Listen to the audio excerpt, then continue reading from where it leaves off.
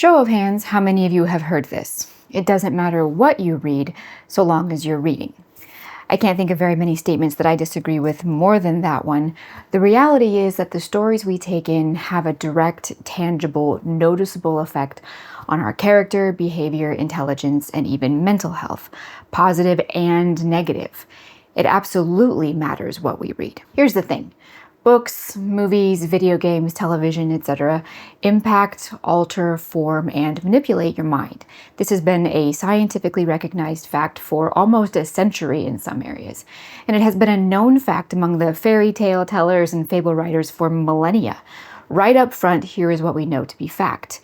First, fiction presents to you an image of reality which you will then use to construct your perception of the real world. Second, fiction can subtly change you over time. This includes changing your opinions, your behavior, your tastes, your beliefs, and sometimes even your personality. This isn't a matter of believing this or not. This is simple reality.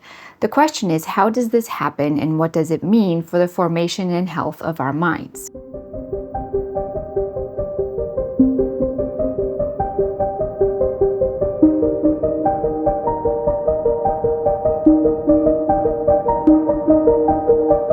In my videos about smut and fan fiction, I pointed out that long-term consumption of particularly disturbing types of these things can lead to equally disturbing shifts in a person's character. It isn't just analyses that I read that told me this, but also common sense. Yet for this, more than anything else, I was enthusiastically condemned. No, I was told in no uncertain terms, fiction is not reality, and it can't do that to people. Duh. Or other variations on the same. Within these communities, smut and fan fiction, there's a lot of talk about all the positive effects reading can have on your mind. Increased empathy, decreased loneliness, etc. But apparently when it comes to negative things, fiction can't have any effects on your mind. Duh.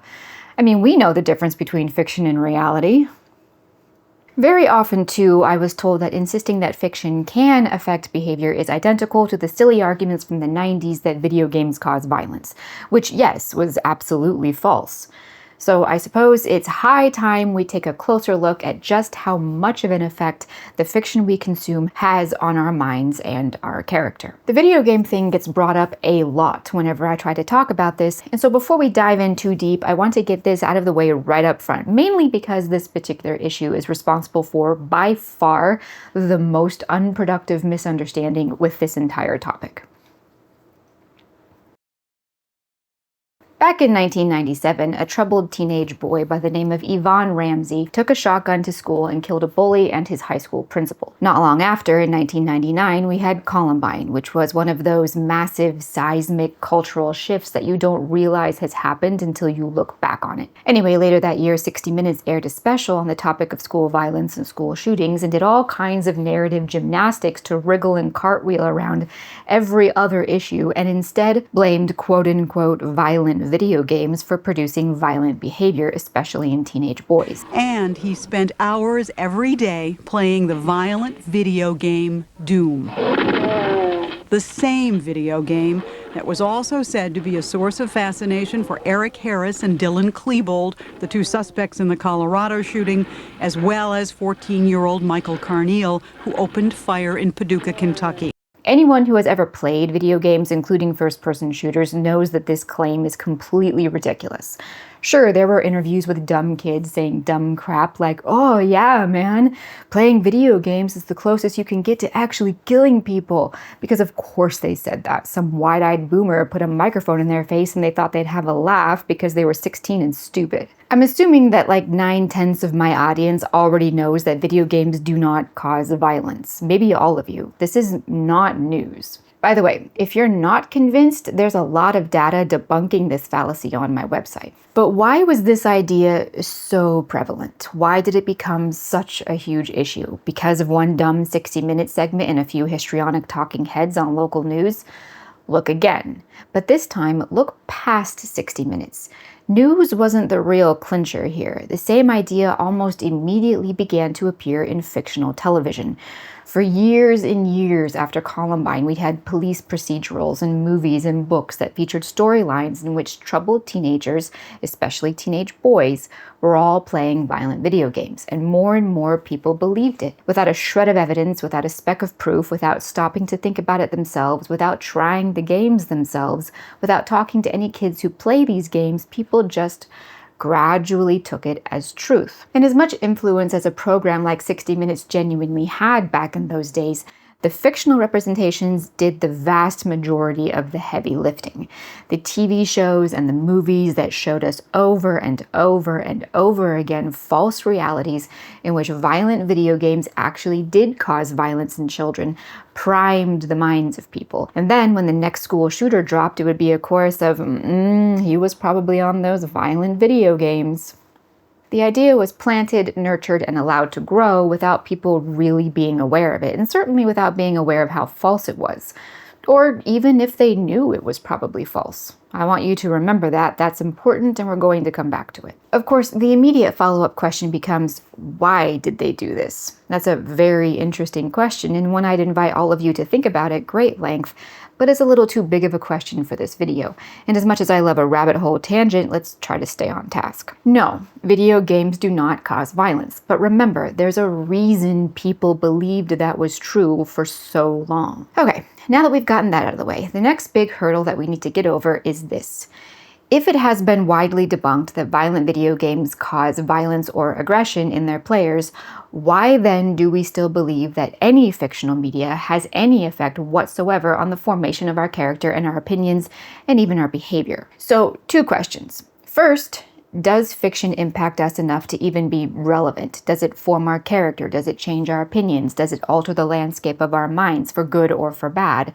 Does it change us?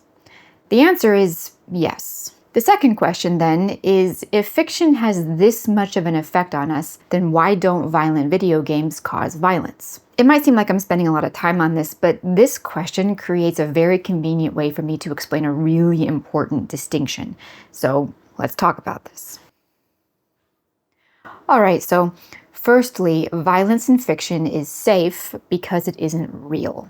The human mind does not perceive violence in video games, movies, books, or anything else in the same way it perceives real-life violence. The perception of unreality helps to mitigate the effects it has on our minds. You can find some studies in my linked article, but the bottom line is that if we know the violence is fake, it doesn't impact our minds like real violence does. Hence the lack of increased aggression with violent video games.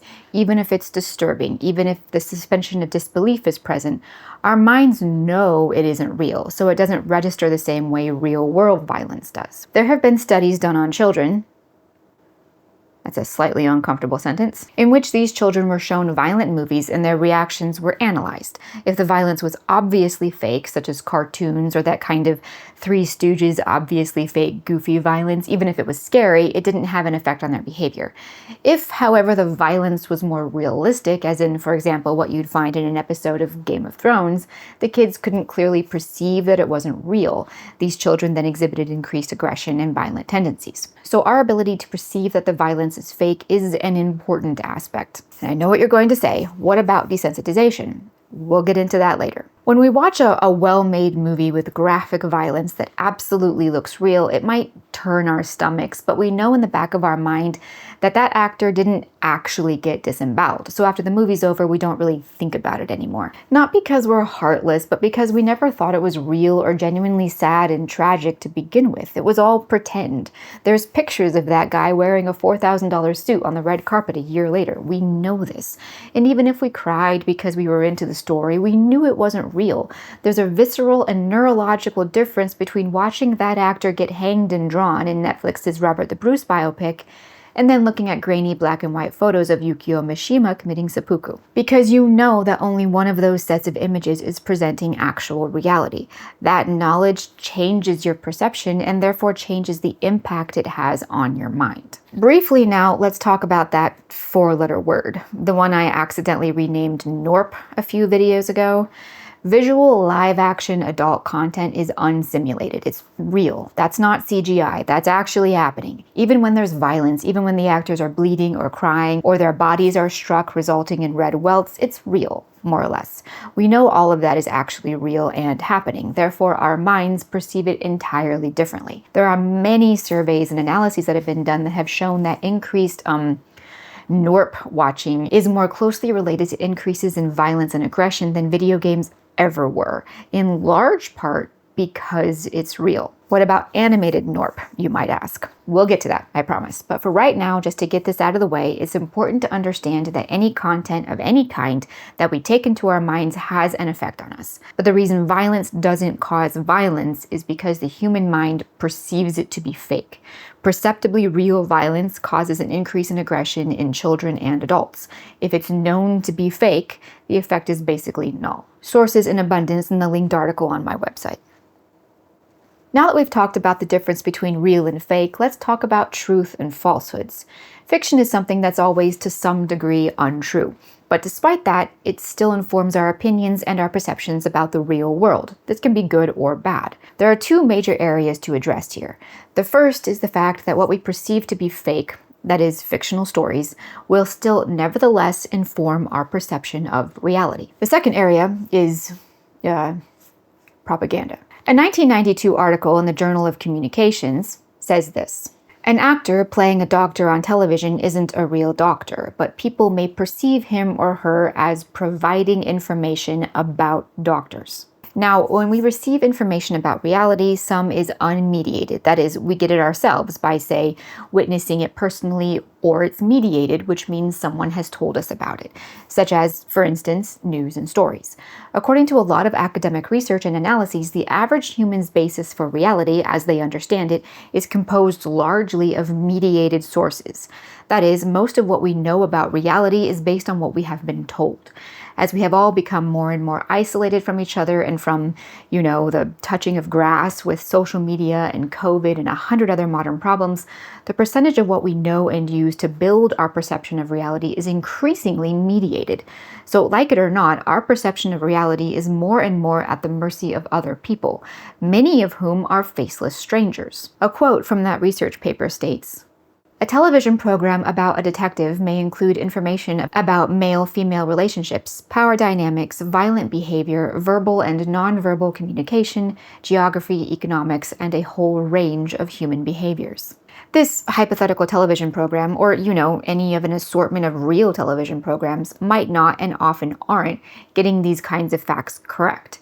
Sure, we all know that procedures on TV might be different from reality, but think about the other things he mentioned. Male-female relationships, power dynamics, geography, economics, violent behavior. Like, violent video games causing aggression. We so often forget that the TV or Netflix or social media or romantasy novel number 351 are presenting ideas about reality that might be and often are completely different from actual reality in those areas.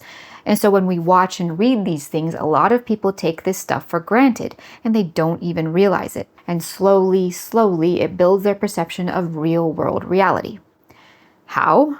Television has, for years, been a major focal point of this area of study. Even as far back as the 1950s, when researchers were studying the effects of propaganda, there was major concern regarding how people knew what was real and what wasn't. All right, so quick brass tacks here.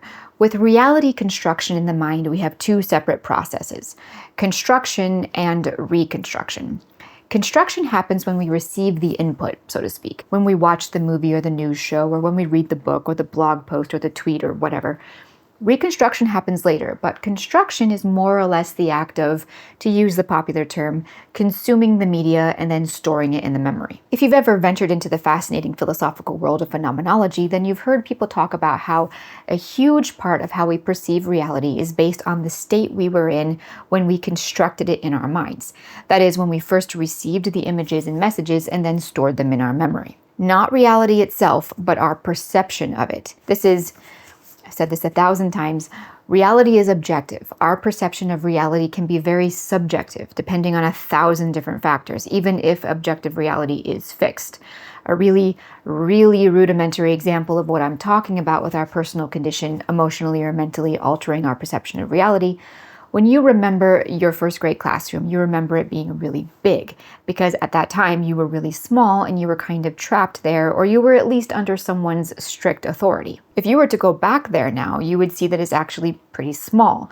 Think of this with emotional state, periphery knowledge, other matters that might have been going on when you took in the images and message. All of this colors the construction, that is, the initial taking in of the images and or message and storing them in your memory. This is why literature students used to be trained and conditioned to try to remove as much of themselves as possible when they were reading a text, because everything about you colors the initial construction of the text in your mind. This is why most literature students now are hopeless when they read a text, because they've been conditioned to do so solely with their emotions and or with a specific predetermined set of parameters for interpretation.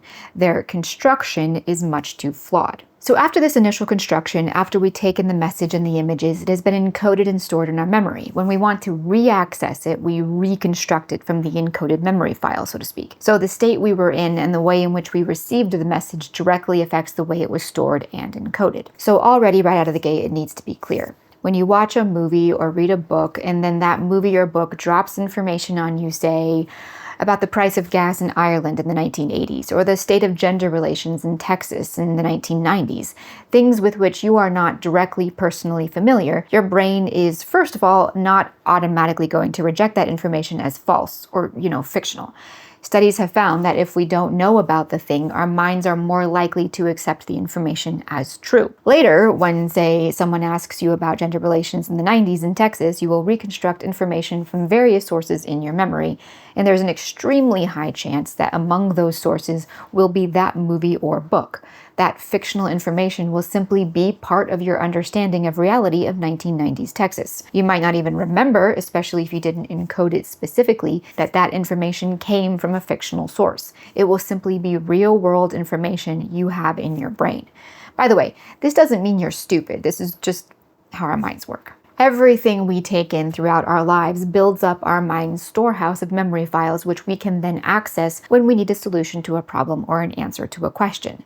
Everything we take in, including and especially fiction. Even if the factual information in the fictional media is inaccurate, the brain still tends to store it with all the rest of the factual information and then uses it to build its perception of reality. The idea that television, literature, or other forms of fictional storytelling can alter a human mind is sometimes referred to as cultivation.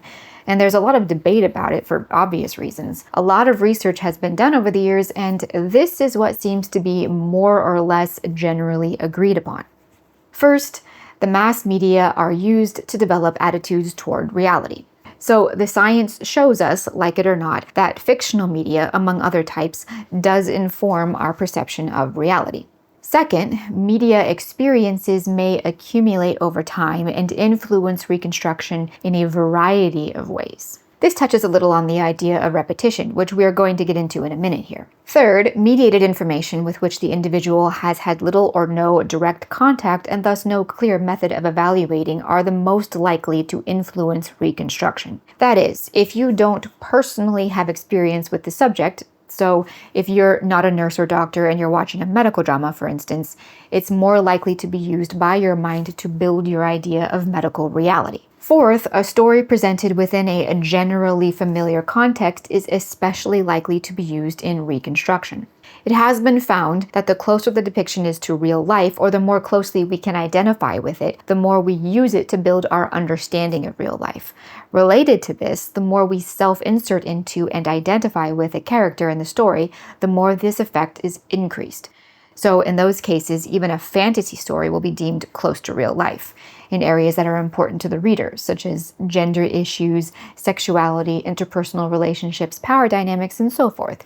Yes, even if everyone owns a personal dragon and can use magic. Finally, mediated communication is most likely to influence reconstruction when its original presentation was accompanied by stress or emotional excitement. This last point is important because it's a big reason why emotional investment in stories, which has become the most important factor in modern literary interpretation, is a key in capturing both the attention and intellectual vulnerability of your audience. Good writers will use emotion together with many other tools to present the themes or questions they want to ask with the story. Poor writers will rely on emotion and shock to try to present a warped version of reality in a way they believe the audience will perceive to be true, or at least more salacious and exciting. And malicious writers will manipulate the emotions of their audiences to actively and deliberately alter their perceptions of and their opinions about reality. You'll find studies done on marketing that have found that people are more likely to change their opinions or be swayed by what the ad is saying if they are angry or distressed. Similarly, people will respond well to ads that make them laugh or otherwise place them in a heightened emotional state, and so on and so on. This is all an extremely complex area of study that is also very, very fascinating. And you can find a link to this article as well as others on the topic on my website. But the bottom line is that we as a society have acknowledged for over a century that fictional media of all kinds alters its audience's perceptions of reality to varying degrees. So yes, you know the difference between fiction and reality. But the thing is, it just isn't that simple. In terms of what we actually know and accept to be true about human beings, the human condition, and the world, how much of that is reconstructed in our minds from information that came from movies and books and TV shows? Let's put aside the obvious things, like medicine doesn't work like that, hospitals aren't run like that, that's not police procedure, guns don't work that way, and so on. What about aspects of human existence that we have learned about largely from fiction? Let's take a simple example, Lord of the Flies, a book that was required reading for most of you, and if not, was still something as a concept that you knew. Even now, we simply refer to people behaving like animals and every man for himself as a Lord of the Flies situation. That story told people that in a situation in which laws didn't exist and there was no authority, then humans would revert to animalistic behavior and start turning on each other. I'm guessing that most people in the audience right now just take that idea for granted. Lionel Trilling, a prominent literary critic who liked the book, remarked that its insane popularity among young people produced a kind of mutation of culture. But how true is it really? There are many stories about real people and real situations that were similar to that one, and they didn't start turning on each other, but actually worked together and managed to survive by helping each other. Most notably, the 1965 story of 6 teenagers who survived for 15 months after a shipwreck by working together, remaining disciplined, and supporting each other. Reality is, in fact, starkly contrary to what the exciting, shocking fictional book had to say. Surprise, surprise. Yet we still hold the realities presented in Lord of the Flies as a given. How many people had their opinions about the reality of suburban housewives fundamentally altered by books and movies like The Stepford Wives? As someone who has interacted with a huge variety of suburban housewives all my life, I can say with some confidence that I have personally never met a Stepford wife. Yet I have met countless people who assume that all housewives are Stepford wives. Did anyone else see that video of the woman who went to South Korea to find herself a nice, handsome Korean husband, only to find that, shocker, Korean men are generally very normal and not all male models, and then she went home in a huff? Why in the world would anyone ever believe that the superstar actors on TV shows were representative of an entire population? What madness is that? This is the result of an ever-increasing percentage of our real-world knowledge being mediated. That woman and thousands of men and women like her think that what they are shown and what they are told is reality. Sure, she knew that the K-dramas she was watching were fiction. She absolutely knew the difference between fiction and reality. Or did she? Anyone thinking about it for longer than a minute would be able to tell you that of course TV, movies, books, and social media are not reality. So why is it that everyone behaves like it is? Just for fun, let's analyze our poor lady who didn't find a K-pop husband.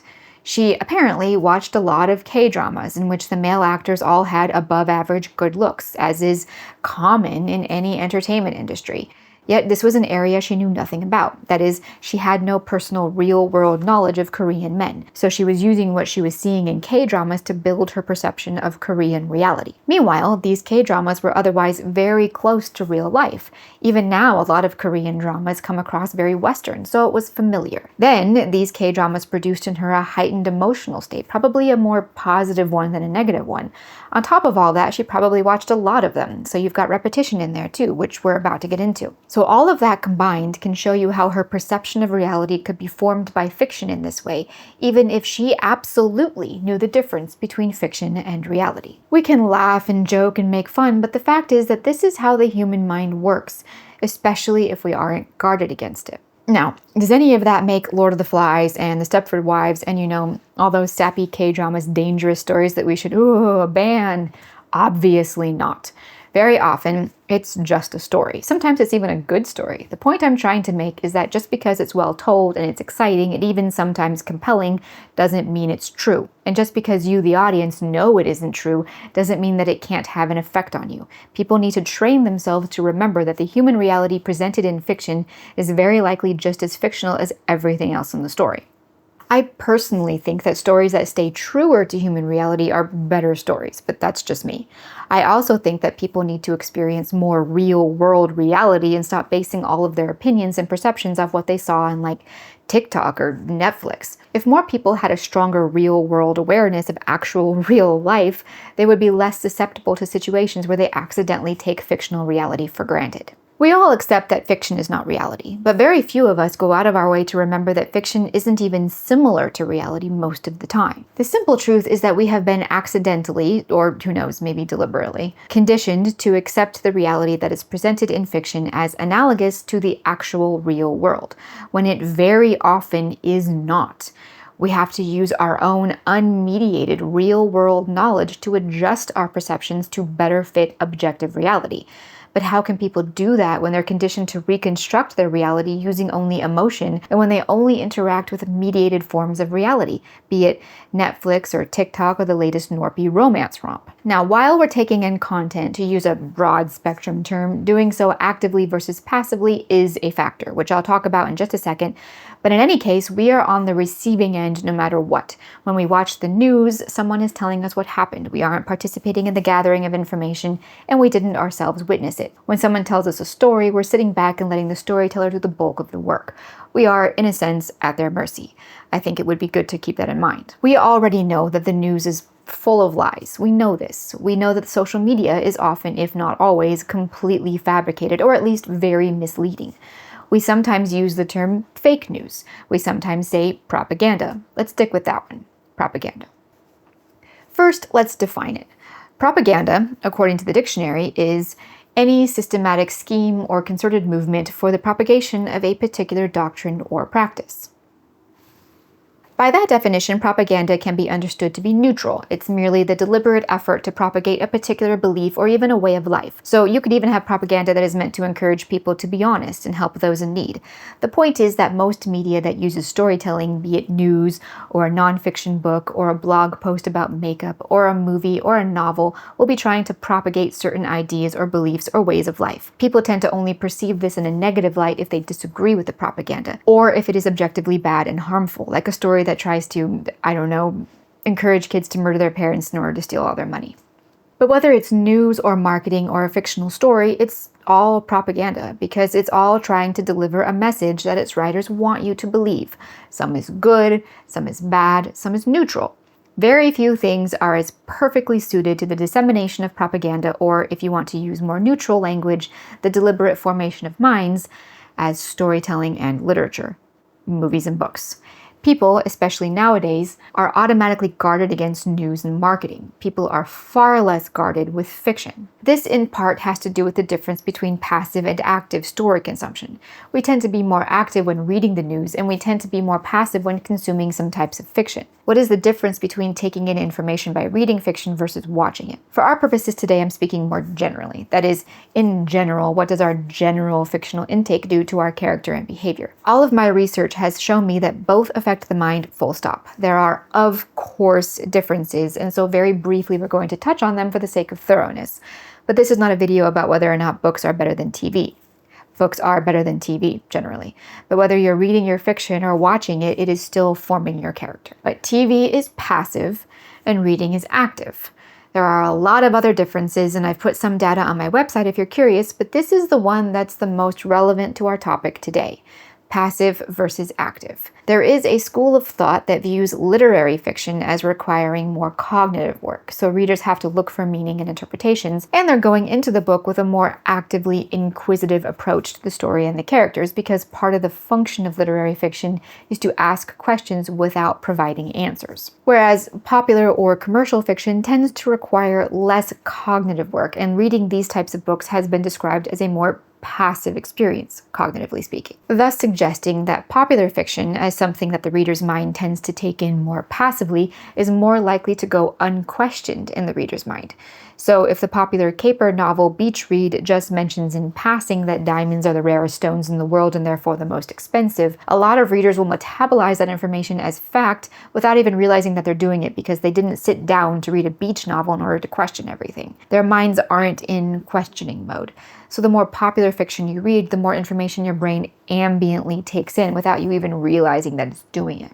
To quote this 2020 research paper on the topic, readerly fiction does not abide by the show don't tell rule, it tells. On the other hand, writerly literary fiction requires a much more active role from the readers, who are not told but merely shown, and as a consequence have to extract or even construct meaning for themselves. Literary texts traffic in human possibilities rather than in settled certainties. By the way, show don't tell, which is one of the most overused and misunderstood pieces of literary advice in the whole entire world, is all about this. It does not refer to writers showing the character walking across the room instead of saying he walked across the room, as if the latter option is somehow literarily inferior.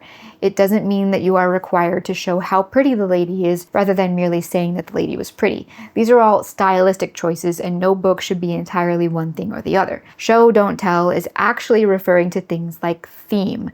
Don't tell the reader that, say, hunting a guy down for revenge might ruin your life too, but show them a situation in which that happens and let the reader wonder for himself if it was or wasn't worth it. Bonus points if it's really not clear in the text. This true type of show don't tell requires the writer to have less arrogance than is common these days. Most writers nowadays have to put all their personal opinions and views on every page of their books. The difference between literary fiction and popular fiction is not style or quality of prose, it's this. One makes you think, the other doesn't. Therefore, one is active, the other is more passive, which is why a lot of modern literary fiction that spoon feeds readers hyper-specific political or social commentary is not literary fiction, while cheap paperbacks with no delusions of grandeur and yet which make you think deeply for a long time after reading them are much more valuable, literarily speaking. A skilled writer can couch in his story the theme that, say, murdering your parents to steal their money isn't really a very serious crime. That's an extreme example, but let's go with it. I once said that good writers are manipulative, which just means that a writer who is skilled with words can make you believe what he wants you to believe without you even really realizing that it came from him. This is the essence of propaganda. This isn't necessarily insidious, but merely a writer who wants to present a specific idea, but wants to do so subtly because he's a good writer. If such a writer genuinely believes that there's nothing wrong with murdering and robbing your parents, then he will weave that into his story in a very convincing way.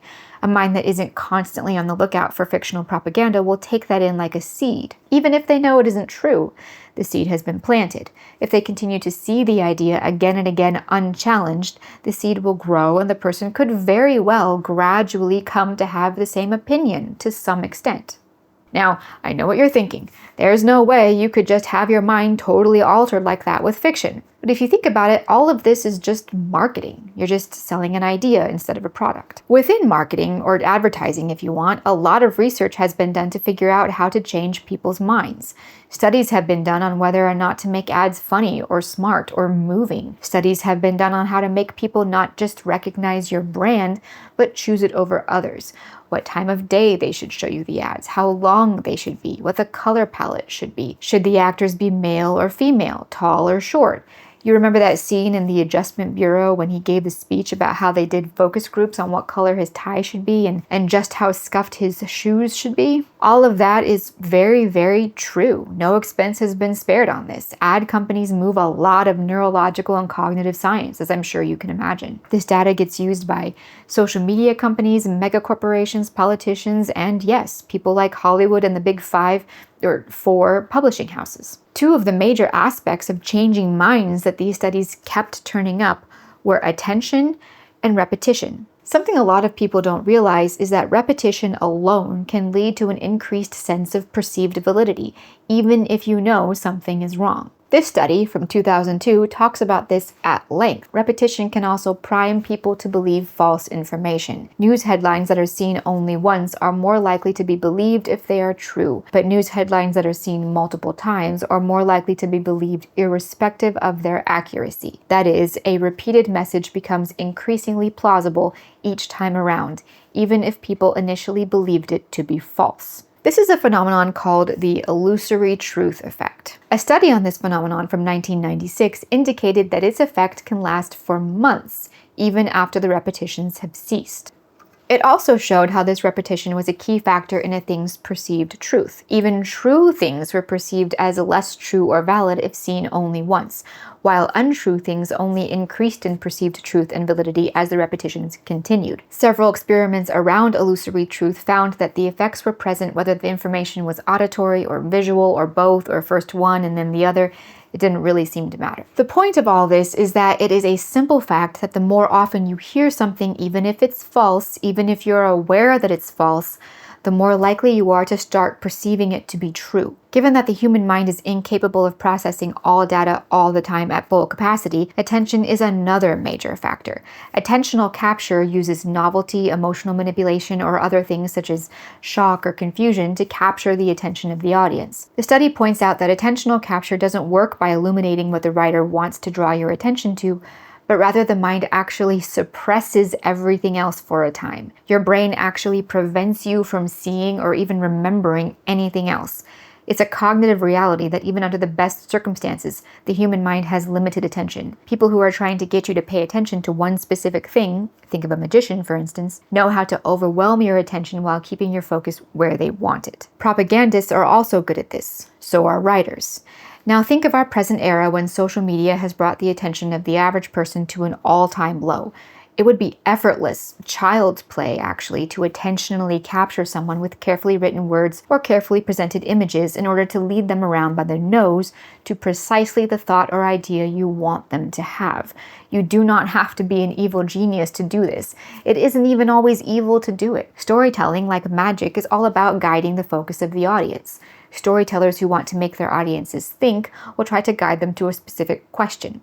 Storytellers who want to control what their audiences think will simply guide them to a specific answer. And given the fact that repetition creates that false sense of validity, if you do this enough times, you can actually change a person's mind without them even knowing that you're doing it.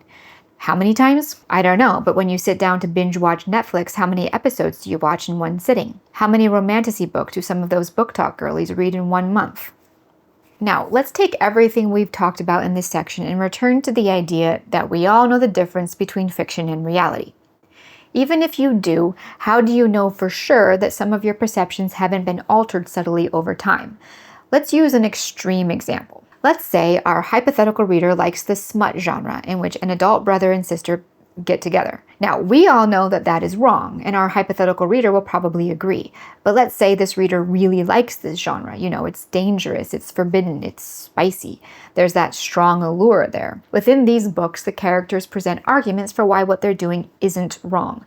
And as we all know, a lot of these books are written for comfort, not conflict, so there won't be many counter-arguments presented in the narrative, at least not convincingly presented. Instead, our hero and heroine will be shown to be persecuted and shamed, and this will make them sad, which will make our hypothetical reader feel empathy for them, I guess. Which will make our hypothetical reader angry or sad and remember what we talked about, that the human mind is more likely to believe something if they are already in a heightened emotional state of mind. So when the hypothetical reader gets angry at the way the hero and heroine are treated in the book, and then after that, the book presents this lovely, healthy relationship as super sweet and harmless and really, really, sexy, well, sure, our reader knows the difference between fiction and reality and between fantasy and reality, but what if he or she is on book number 19 or 32? Data has shown that minds start to change around repetition number 4. What if our hypothetical reader hasn't spoken about these tastes to anyone who might think it weird, in order to get that corrective feedback that studies have shown is so crucial to correcting this effect? Over time, the perception of truth will shift. Our reader might not even realize it, but then one day he or she will look up, and if you were to ask this person, hey, so John and Rhonda, who are brother and sister, are actually sleeping together, thoughts? This person might say, what's wrong with that? In my video about writing education, I talked about trigger words, or if you'd like, generative words. Let's say our hypothetical reader was trained to read and analyze text with this method throughout school. This person has learned to be emotionally triggered by certain ideas presented with words. These words can and often do include prejudice, oppression, intolerance, and so on. Writers of these types of books, especially if they are skilled writers, but even if they're not, provided they've received the same training, will pepper the text with these words. These will arouse in our reader a programmed righteous indignation. How dare anyone try to stop two consenting adults from sleeping together? What's wrong with these people? Sure, they know it's fiction, but the righteous indignation is real. The anger triggers an openness in the subconscious, just as anger triggers an openness to believing fake news. Because this works at a subconscious level, a person who isn't guarding against it will likely not even perceive that it's happening. The truth is, in our hypothetical situation with our hypothetical reader, if you were to tell this person, all shocked and scandalized rightly, that John and Rhonda, a pair of adult blood siblings, are sleeping together, he or she is actually more likely to get angry at you.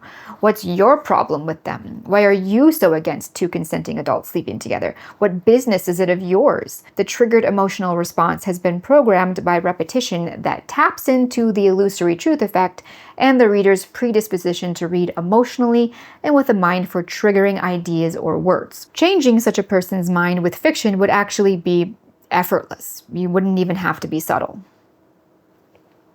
An unscrupulous person who knows how generative words and trigger words work in modern minds could carefully construct a book or movie with just the right sprinkling of just the right hot words and completely manipulate the way a person thinks about major social, political, and moral issues. They have all the research data they could ever need thanks to advertisers and social media. So let's go back to our conversation about violence in video games.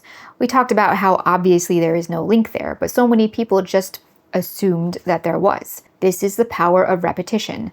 A little of this and a handful of poorly conducted studies cited in dentist office magazines, repeatedly, and you can convince an entire country of a lie.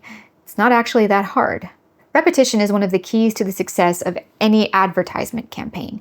And in addition to that, it's the echo chamber, a contained, insulated group of people who all have the same opinions as you and who never challenge you, like Reddit. We all know this, and we accept it as fact when it comes to fake news. But what so many people fail to see is that this is also true with fiction. I mean, think about it. All those dark romance girlies are up on their subreddits echoing each other enthusiastically about all their norp with abusive relationships, or even worse, with kind of minors, or whatever it's called, age play, never being challenged, silencing anyone who might think it wrong or even just weird. Dissent is always silenced. Show of hands, how many of you have gone to book clubs and when your opinion was contrary to the group's, you were silenced or asked to leave? If this is what readers do, how can the potentially false perceptions of reality that they are cultivating be challenged? That's why challenging the things you hold to be true is extremely healthy. If it crumbles, then you know it's not true and you can purge it from your mind. If it holds up, then you can be confident in what you know, even when challenged again in the future. Our era is one of the first in which people watch movies and TV and read books in almost total isolation in their homes, and then discuss them only with people who are guaranteed to completely agree with them. The point here is that fiction does alter your mind. It does it in a variety of different ways and using a variety of different factors. If we broke it all down today, this video would probably be 10 or 12 hours long. We've already accepted as a society that propaganda of the negative, insidious variety is present in the news, no matter what your politics are. We understand that the news and social media can be used to alter people's perception of the facts and of reality, but so can fiction. In fact, this is all somewhat more true with fiction because, as I said, we tend to guard against disinformation and lies with the news and with social media, but we don't with fiction. Because it's fiction, so of course it's not true. A final note on this topic. Within the idea of fiction altering how we perceive reality, there is also something that researchers call attributional complexity, which, to oversimplify slightly, refers to our ability to analyze a person or situation based not solely on what is right in front of our eyes, but also on a whole host of other factors. So, for example, a person with low attributional complexity would watch a guy kill another guy and immediately assess the situation solely based on what he or she sees right there in the moment. Often this persists even if you try to explain the complexity of the situation to them. No, it's just murder. A person with high attributional complexity will look at that same situation and they will think, well, for example, why did that guy kill the other guy? Was it an accident? Was it premeditated? If it was, what was his reason? Was it because he wanted to steal from him? Was it because the guy he killed actually killed his dad in a hit and run? Why didn't the guy get arrested for the hit and run? Maybe it's a war zone and the one guy betrayed the other guy's side to the enemy. If so, maybe it would help to have a general understanding of the overall conflict. Was the murderer intelligent or did he have a very low IQ?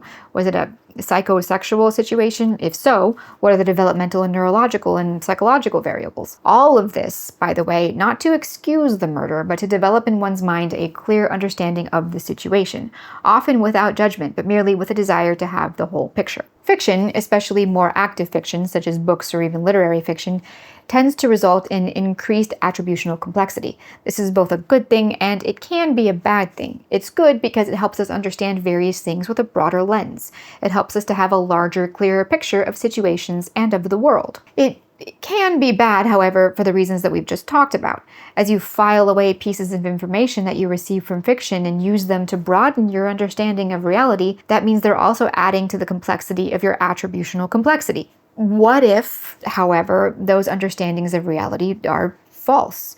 Now your ability to understand situations and even the world has been compromised because some of the tools in your mind have been formed from pure fiction. Something to keep in mind. Throughout history, people have understood that the formation of minds happens pretty much primarily with stories. As I said, books and movies. Starting from birth, when you were singing nursery rhymes to your children or reading to them before bed, and then Saturday morning cartoons, or I guess Coco Melon. This is a big reason why there's been such a huge struggle for quite a while now about which books or other media should or shouldn't be accessible to children.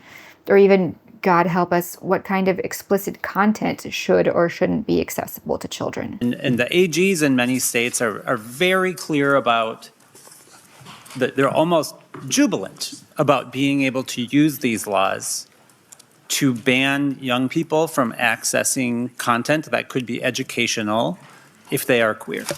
Representative Finke is someone who, worrying morality aside, understands that forming children's minds with narrative and imagery is very, very easy, to the point that hardcore websites are, to this person, classified as educational. And yet, when I make a video suggesting that there might be a link of some kind between mass-consuming stories in which adults sleep with minors and the rise of certain proclivities, I am told again and again that fiction doesn't affect human minds and behavior. If that's true, then why is it so important to Representative Finke for children to have access to, pardon me, hardcore NORP? Either it affects our mind or it doesn't. Both can't be true at the same time. And in terms of formation, this recent behavior on the part of Finke is even more disturbing when you consider the fact that numerous studies and surveys, including one put together by the United States Department of Justice, have shown that predators who target minors, you know what I'm talking about, specifically use and rely upon explicit material to desensitize children. This is known behavior, which lines up with what we know about fiction and media being formative. There's a reason explicit material is bad across the board, but especially for children. This is probably going to be the part of the video where I get accused of pearl clutching while someone quotes The Simpsons. But think of that reference, the stupid woman who wailed, "Will someone just think of the children?" Where's that from? Some dumb fictional cartoon that everybody watches. Everything is some kind of propaganda. Mocking people who are concerned about children would normally be perceived by the average mind as absurd. The idea that a person who wants to prioritize children is someone who is stupid and should be mocked is objectively nonsensical. It's false. Yet it was repeated often enough, even to the present day, that it is now perceived as a given fact that need not be questioned, kind of like video games causing violence. And in order to trigger that feeling that this idea is obvious and need not be questioned, all you have to do is utter the trigger words, pearl clutching, or the alternative, will someone just think of the children, and like a magic spell, the absurdities become truth. Speaking of children, I've been promising for ages to talk about desensitization. People talk a lot about sex and violence in the movies and how it desensitizes people to real-world issues and reduces empathy and all that. And while most concede that violence in fictional media isn't going to cause aggression or violence in real life, we often hear that it can desensitize us to violence. Interestingly, a lot of the research I read on this topic was hindered and colored by the same problems that were present in the research that was attempting to link video game violence to increased aggression. The fundamental presupposition that is absent across the board is the viewer's understanding that what they're seeing is fake. That is, many researchers note that viewers can get used to extreme fictional violence, and then they use this to prove that they are then also desensitized to real-life violence. But unsurprisingly, this doesn't really hold water. Yes, you can get used to fake violence. You can get increasingly accustomed to increasingly graphic fake violence, but this is going to have a hard time having any kind of real impact on your mind if you know that the violence is fake. A lot of researchers will note that our suspension of disbelief switches off as soon as we resume use of executive function. That is, the second we get up from the couch after the credits roll, our brains immediately return to the real world. I personally can watch an actor saw his arm off or die horribly while screaming in pain if I know it's fictional. But I find myself looking away when it's a grainy black and white video of a real man shooting and killing for real another man. The effect of the latter isn't in the same ballpark as the former. They're not even the same sport. Some researchers have a really hard time accepting this. I mentioned this earlier, but I recently saw the photos of Yukio Mishima committing seppuku. I had a hard time processing it in my mind because I received those images knowing that it was real. Those were photos of a real man dying for real. It wasn't very graphic, but the impact wasn't just bigger than when I saw, for instance, High Tension. It was different. I've also seen death in real life, and I've seen real-life violence in front of my very eyes. A lot of us have. The two don't register the same way, and I'm sure a lot of you in the audience have experienced something similar, especially those of you who are police or veterans. You know what I mean when I say they are different. One study I read had participants watch graphic fictional violence and then watch clips of real-life violence, and the two types had different effects. For one thing, there was no perceptible decrease in empathy for the real-life victims, despite becoming accustomed to fake violence. This didn't desensitize them to real violence. It has generally been called into question and sometimes completely debunked that consuming fictional violence can lead to decreased empathy. And again, this all makes sense given that it's not real. If, however, there is a person who can watch videos of real killings or see photos of real death or violence and they don't feel anything, that has more to do with becoming desensitized to real-life violence, which is increasingly common in the social media era of global awareness, when violence is sensationalized and killers are glamorized by the media. These days, you can watch 15 videos before lunchtime of real people killing each other in a real war that's happening right now. You can watch women mourn their murdered children while sitting on the toilet if you want. You have these things shoved in your face every time you fire up your social media apps. So yes, in time, the brain gets used to it, because our beautiful minds can get used to anything, for good or for ill. But becoming desensitized to real-life violence is not the topic of this video. I know it sounds like I'm contradicting myself. If we know that fictional violence is real, then how can it affect our minds in one way, such as our perceptions of reality, but not in other ways, such as decreased empathy? As I said before, how our minds construct and then reconstruct all information, but especially fictional information, is complex. Complex in that different things affect us in different ways. And the simple truth is that even if a movie's graphic violence doesn't, decrease our empathy or increase our aggression, it will still be, among other things, forming our understanding of reality. So, as an example, a movie in which a normal, non-psychopathic man kills another man and then goes about his life like nothing happened, which is generally speaking very contrary to reality. A person might not be affected by the violence of the murder, but they might have their perception of reality altered. That is, they might come to believe that regular people who aren't psychopathic can kill other people and it won't have any effect on them. This is what I mean by this all being complex. Now, graphic fictional violence is still shocking and also scary. Therefore, it can be used to capture the audience's attention and guide their focus. However, as audiences' minds become accustomed to the violence, more and more graphic violence is needed to accomplish this attentional capture. This is gratuitous, tasteless, but not in itself bad in terms of the violence itself. As we've talked about before, exposing young children to very graphic violence isn't bad because it's very graphic, but because as children they are less likely to understand that it's not real, and so the emotional and cognitive impact will be completely different. Excessive graphic violence in fictional media isn't bad because it's bad for you. At the risk of repeating myself too much, fictional violence is relatively safe for reasonable, healthy adults to consume. The problem with violence is that it is most often used as attentional capture. So instead of actually writing a good book or making a good movie, writers will try to shock you into paying attention. It's cheap, it's intellectually insulting, but it's not evil. That said, shocking violence can lead to a heightened emotional state, which can then be harnessed to further alter the audience's opinions and perceptions of reality. Do you see what I mean by complex? Okay, that's violence. What about sex? Now, this entire conversation changes completely when we start to talk about sex. You hear people all the time complaining about these things as if they are equal. Books and movies have too much sex and violence.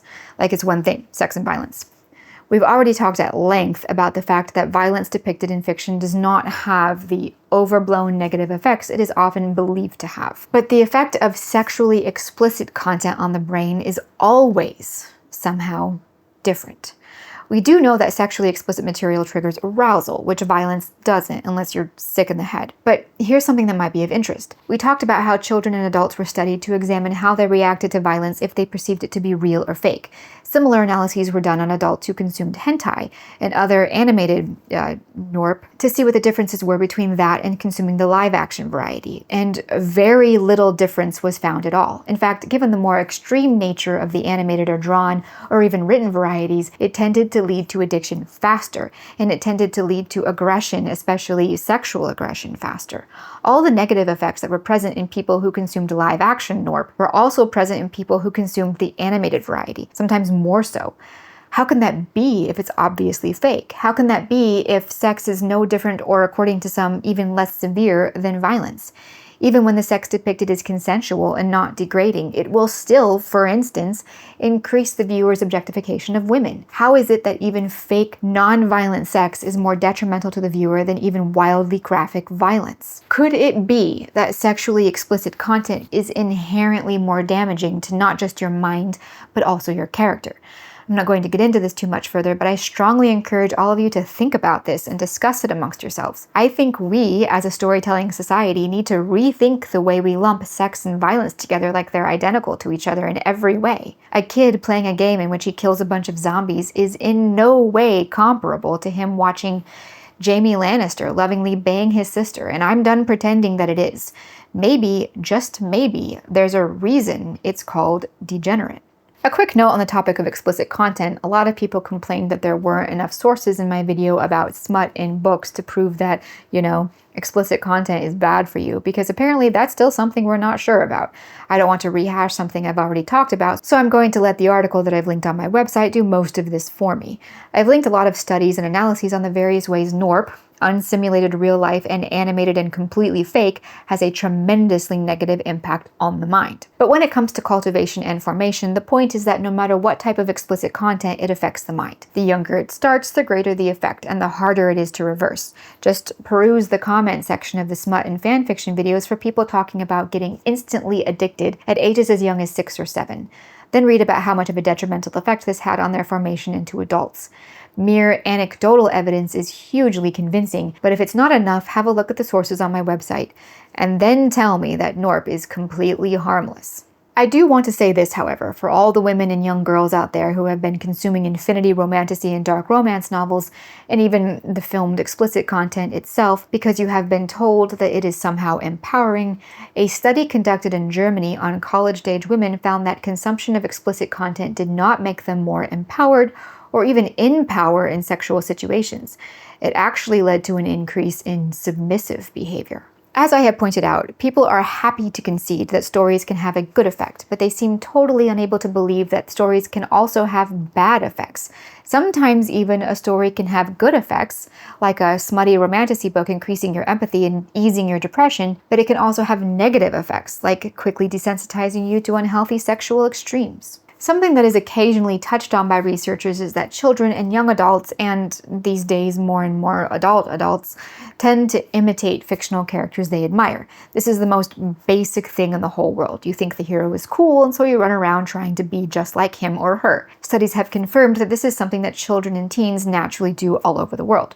For that reason, it would be beneficial to keep an eye on the kinds of heroes we imitate and then idolize. At the risk of having pearls thrown at me again, it would also be beneficial to keep an eye on the kinds of heroes our kids imitate and idolize. Think of that notable case in Brazil where young women imitated the young female characters they admired on super popular telenovelas. These fictional women were choosing not to have babies for various reasons, and so, researchers discovered, there was a dramatic and alarming drop-off in birth rates in the parts of the country where that telenovela was popular. In fact, there's an entire book devoted to changing a given population's social norms in which fiction media is shown to be a crucial tool. The point is that human beings have been found to be drawn to imitating the behavior of fictional characters they admire. Now, if they admire characters who behave in ways that are morally questionable, such as male characters who selfishly ignore their families, or female characters who engage in dangerous sexual behavior even if the behavior isn't deemed good by the audience, we've seen how minds can change. Imagine how much easier it is to change an audience's mind if you use a character that you know they admire for other reasons. Well, this guy is strong, handsome, women love him, but he treats his family like crap because he's decided to prioritize his own feelings and desires,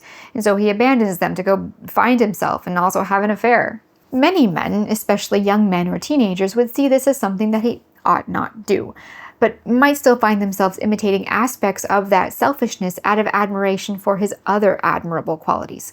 Like starting smoking because you think Marlowe is cool. That doesn't mean there's anything wrong with having characters do bad things or even smoking. Characters should do whatever the story needs them to do and whatever the writer wants them to do to some degree. The point is that we as audience members need to understand that human draw to imitate.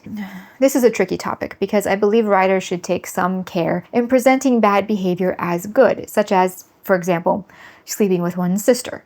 I have no problem with characters doing bad things which are depicted as bad things, such as sleeping with their sisters. But this gets dicey when the writer presents this behavior as good. Everything I have said in this video so far reinforces that concern. But in addition to that, I'm not the only person to have noticed that adults these days are more and more childish. And children have a harder time with moral nuance, and these childish adults also have a harder time with complexity and moral nuance. I think we can all agree that we should be more careful about the types of heroes we show children.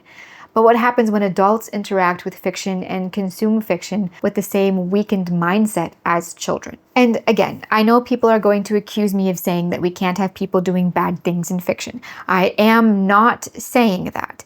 Please don't ban bad behavior in books. That would make books really boring. Instead, teach people and yourself how to consume stories with more maturity and without subconsciously taking on the bad character traits of your favorite characters. Learn to understand nuance, and also, once again, frequent interaction with real life is really going to help you here. However, putting aside stories meant for adults and stories with behavior that is merely presented without a moral judgment or as bad, especially if the audience is able to make this judgment themselves, it is bad and kind of insidious to present bad behavior as good due to this tendency to imitate. So all these romantasy books about dangerous, degrading sexual behavior presented as empowering and then marketed to young women are a great example of something particularly damaging. Another would be all of these BL novels and fan fiction that have explicit sexual situations between adults and minors portrayed as romantic and sexy. Surely I don't have to tell you how potentially catastrophic that could be to mental and behavioral development. And yet every video I make that criticizes sexually titillating stories written about underage characters is still met with comment after comment from people saying, it's just escapism, there's no harm, and they're fictional characters, so no child is actually being hurt. What the hell is wrong with people? To end on a positive note, let's talk about what good reading and good fiction consumption can do. I get a fair number of messages from people who are looking for good ways to teach their children better language skills, better thinking and reasoning skills. And the reality is that 9 times out of 10, the answer is by reading. As I said at the beginning, it matters a great deal what you read, as I've already demonstrated at length in other areas. However, when it comes to developing language or thinking or communicating skills, what you read is also crucially important.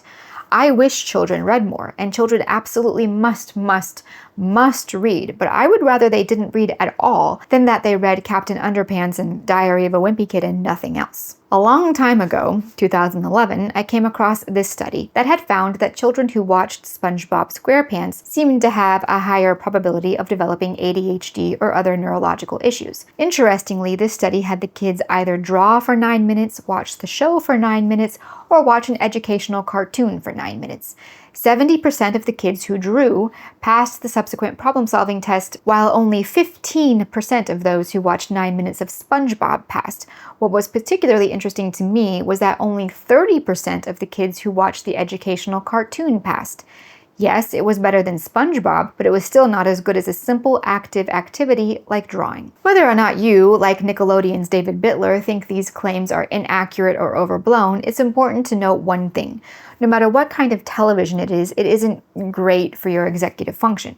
We've spoken before about how visual content is a bit more passive. This is less of an issue for adults who are being judicious about what they're watching, but for the formation of young minds, it's beyond important. Fast-paced, silly cartoons like SpongeBob and Coco Melon are, in a sense, visually speaking, the precursor of things like TikTok, and had a similar long-term effect when consumed by children whose brains are still plastic and developing. While it might not cause ADHD, a question that's nigh impossible to answer, it certainly exacerbates it significantly and even produces conditions similar to ADHD, which could be temporary or lasting, but would nevertheless prevent a child from learning and growing as he or she normally would have done. But I mean, you probably don't need me to tell you that television or Netflix or whatever are not the greatest thing for mental development. But in case you don't buy it, there are some studies linked on my website. Now, response to this knowledge is often, it doesn't matter what you read as long as you're reading and not watching TV. So what if all your kid reads is Diary of a Wimpy Kid? At least he's reading. Not true at all, actually. This study, published in 2015, found that there was a link between higher reading level in young children and their vocabulary growth as they got older. So if children start by reading more complex texts, if they're encouraged to challenge themselves, their vocabulary going forward will grow faster. This growth is cumulative, so by the time the kids hit high school, they're miles ahead of their peers who did not read more complex texts at kindergarten ages. This study was trying to determine the validity of something called the Matthew effect, which was written about in 1986. According to this idea, a person's initial reading level is positively related to his or her growth in reading skill. So if a child starts higher, then he or she will just continue to grow at a cumulative rate. That is, they won't just remain at a higher level, but their reading ability grows faster depending on how high it was to start with. But if a child starts lower, then he or she will remain lower in terms of level and skill. Many believe that no matter where a child starts, it all eventually evens out, more or less. The Matthew effect means that this is not true. This study, insofar as any study can, proved the validity of the Matthew effect. This goes back a little to what I was saying in my reading education video, that there are some people who believe that children have an innate skill for reading and it just has to be unlocked. Obviously, that's nonsense. So how that ties into the Matthew effect is that a child isn't locked into whatever skill they happen to have the second they start to be able to sound out words. They develop skills with practice. In a sense, it's parents, and to a lesser extent teachers, who have control over this. Parents are encouraged to find challenging but still age-appropriate books for their kids to read. And children are encouraged to bring those books to mom or dad or teacher and say, what does this word mean? Until they reach an age when they learn how to look up the meanings themselves, preferably in a physical paper dictionary and not a smartphone. The point I'm trying to make is that kids, and people, are not predestined with some locked-in reading level. The more you challenge yourself and the earlier you start, the more and faster your vocabulary will grow. Forming a habit as a young child to read texts that are a hair above your level informs your entire development going forward. As you can see from this chart from the study, even though the 3 reading levels start in 4th grade, fairly evenly spaced, the higher level pulled ahead significantly. They didn't stay at the same spacing and they didn't even out. This has a lot to do with the habits formed, but also with the fact that the mind grows exponentially as you challenge it. This is another reason it's just so vicious when teachers complain about children reading at a level that exceeds the rest of the class. Forcing kids to dumb down their reading abilities could, and often does, have a dramatic detrimental effect on their reading ability, their vocabulary, and then of course it could undermine the skills that go along with proper reading skills, like reasoning, thinking, clarity of mind, the ability to recognize things like the propaganda we were talking about before. All of that is compromised if a person's reading ability is significantly impaired. You might find yourself doubting that a little. What, you might ask, is the relevance of vocabulary size when we're talking about our ability to think? Doesn't vocabulary size just mean that kids can then read more complex texts? Who cares if they can't read War and Peace? Surely that won't affect the rest of their lives. Well, there is a tremendous amount of data that links reading, especially reading at higher and higher levels, with vocabulary growth. And then there's a ton of data showing that the size and complexity of a given person's vocabulary is an indicator of their cognitive abilities.